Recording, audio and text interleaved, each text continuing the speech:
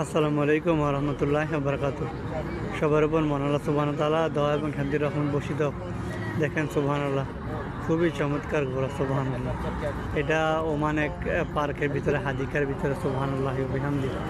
আগের মুসলমানদের যুদ্ধের বা জিহাদের খুবই গুরুত্বপূর্ণ বস্তু ছিল। এটা খুবই গুরুত্বপূর্ণ প্রাণী ছিল, যেটার মাধ্যমে মুসলমানরা জিহাদ করত সুবহানাল্লাহি ওয়া বিহামদি।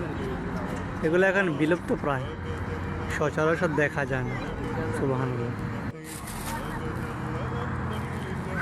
সুবহানাল্লাহ, খুবই চমৎকার এটা দেখতে, খুবই চমৎকার, খুবই চমৎকার। আমার মনে বড় স্বাদ, যদি কখনো যদি এই তৌফিক হয়, আল্লাহ সুবহানাহু ওয়া তাআলা যদি তৌফিক দেয়, আমি একটা ঘোড়া ক্রয় করবো ইনশাআল্লাহ।